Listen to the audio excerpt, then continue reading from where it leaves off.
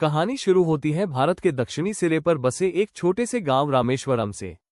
साल था 1931 और एक साधारण से घर में एक बच्चे का जन्म हुआ जिसका नाम रखा गया अबुल पकर जैनुलाब्दीन अब्दुल कलाम।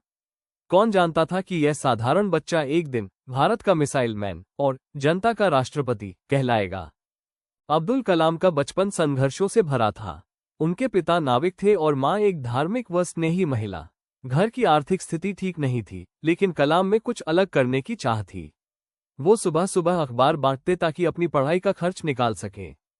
उनकी आंखों में एक सपना था, आसमान छूने का। वो अक्सर आसमान में उड़ते पक्षियों को देख सोचते, काश मैं भी उड़ पाता। यही सपना उन्हें विज्ञान की ओर ले गया। पढ़ाई में वे बहुत मेहनती थे। रामेश्वरम से प्रारंभिक शिक्षा प्राप्त कर उन्होंने सेंट जोसेफ कॉलेज, तिरुचिरापल्ली से भौतिकी में स्नातक किया। इसके बाद उन्होंने Madras institute of technology (MIT) से एरोनॉटिकल इंजीनियरिंग की पढ़ाई की। जब वे कॉलेज में थे, एक बार उनके शिक्षक ने कहा, कलाम, अगर तुम ये प्रोजेक्ट समय पर पूरा नहीं कर सके तो तुम्हारी स्कॉलरशिप खत्म कर दी जाएगी। कलाम ने पूरी रात मेहनत की और अगली सुबह मॉडल तैयार कर दिया।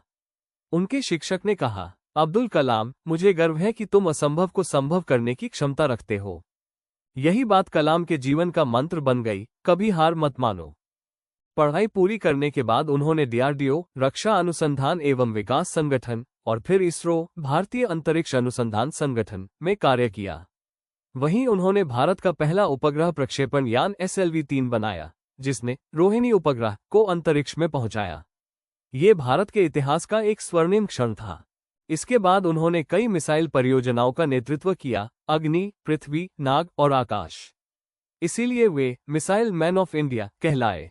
1998 में जब भारत ने पोखरण में परमाणु परीक्षण किए तो उस सफलता के पीछे भी डॉक्टर कलाम की महत्वपूर्ण भूमिका थी। उनका योगदान भारत को परमाणु शक्ति संपन्न राष्ट्र बनाने में मील का पत्थर साबित हुआ। साल 2002 में वे बने भारत के 11वें राष्ट्रपति। लेकिन वे सिर्फ राष्ट्रपति नहीं थे, वे जनता के राष्ट्रपति थे।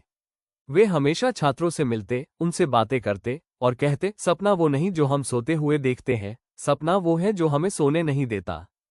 राष्ट्रपति पद से हटने के बाद भी उन्होंने अपना जीवन शिक्षा और युवाओं को प्रेरित करने में लगा दिया।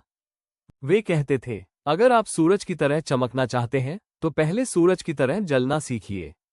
27 जुलाई 2015 को जब वे IIM शिलोंग में भाषण दे रहे थे, उसी मंच पर बोलते बोलते वे हमेशा के लिए मौन हो गए। लेकिन उनकी बातें, उनके विचार आज भी करोड़ों भारतीयों के दिलों में गूंजते रहते हैं। डॉक्टर APJ अब्दुल कलाम ने हमें सिखाया कि चाहे हालात कितने भी कठिन क्यों न हो, सपनों पर विश्वास रखो, मेहनत करते रहो, क्योंकि एक दिन सफलता खुद तुम्हारे कदम चूमेगी। उनका जीवन सिर्फ एक कहानी नहीं, वो एक प्रेरणा है जो हर भारतीय के दिल में हमेशा जीवित रहेगी।